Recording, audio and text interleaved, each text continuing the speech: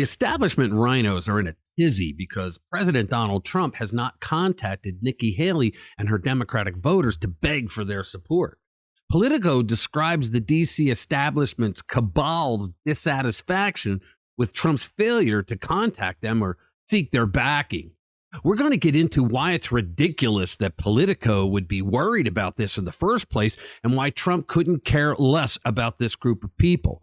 It's not going to hurt him. Let's get into it. Hey guys, welcome back. So Donald Trump, the man who's flipped Washington on its head, is ruffling feathers yet again.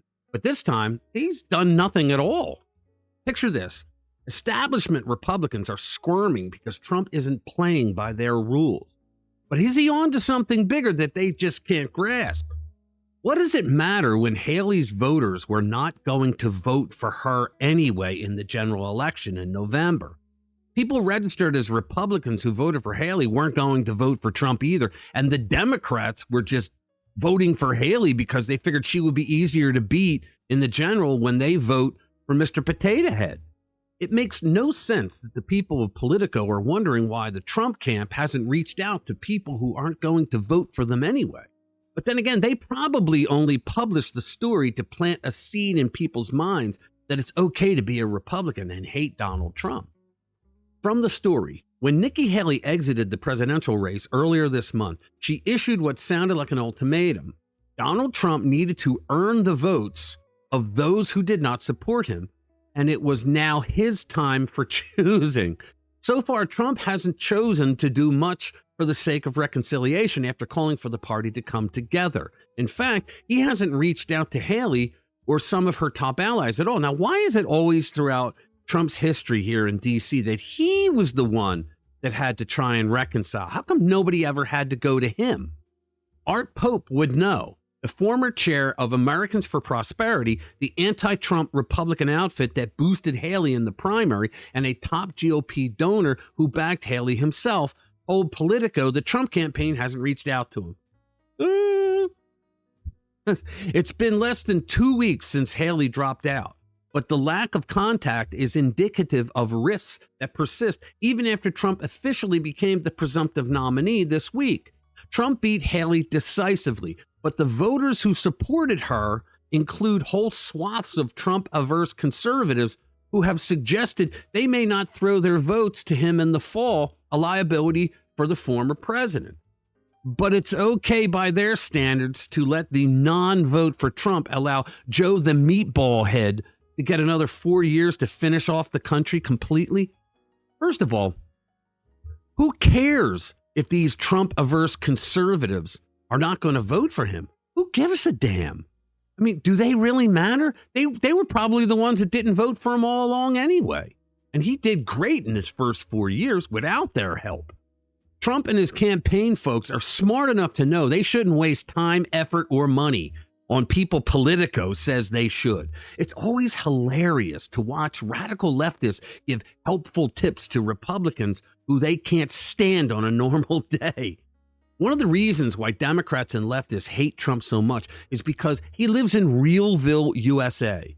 Trump doesn't like to waste time on things that don't matter. The former president campaigns like a businessman.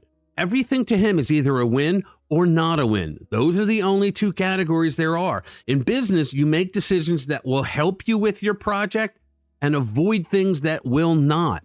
So far, Trump has had great instincts in politics. For someone that was not a politician, he has wonderful instincts. The people Politico is talking about in the story are in the latter rather than the former. Another reason they hate him so much is because he's one of us. Though Trump is a multi-billionaire, he has never lost touch with the American people, the class of people who worked for him, building the projects he designed and working in his hotels and other buildings. He loves them. And he loves America. He goes out of his way, even in his policies, to show how much he loves the two. Trump has never kissed the establishment ring of the GOP and asked for their permission to run for the White House.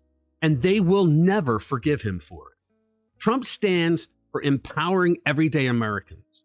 It stands to reason that when you get the government off the people's backs, ordinary people can do extraordinary things. That's something Ronald Reagan said. And those in power who want everyone to know they are in power, they can't stand that. They want serfs. They want to be in charge, and they want you to know it. Another thing I liked about Trump was that he was the most constitutionally conscious president in my lifetime. He understood the limitations of the powers of his office, but at the same time, he understood the powers that were afforded to him through the Constitution. This is why every time Democrats, leftists, and rags like Politico, the New York Times, the Washington Post would claim that he was acting like a dictator, it was foreign to those of us who have read and understood the Constitution and Trump's use of it during his 4 years in office. It goes to say that every 4 years, we hear that this is the most important election of our lifetime. I'm sad to say that I believe that this truly is the most important one. I believe if we lose in November, folks, you will see our justice system turn into a web of authoritarianism and totalitarianism, the likes of which would make a KGB colonel blush. I believe the only reason the Democrats haven't gone full Joseph Stalin so far is because of this election. I think that if Joe Biden wins re-election, the Democrats will do things to make sure that they will retain power forever. That's how important I think this election is. All right, guys, smash that like button if you think Trump's political maneuvers are genius. Subscribe to our channel if you haven't already. Please share the videos with like-minded friends who want to stay informed. Thanks for watching this video. I'll see you in the next one. Thank you for watching. Thank you for staying. For every moment together, I'm grateful, no delaying. Don't forget to subscribe, click that bell to ring. And if you're liking what you see, give that like button a swing.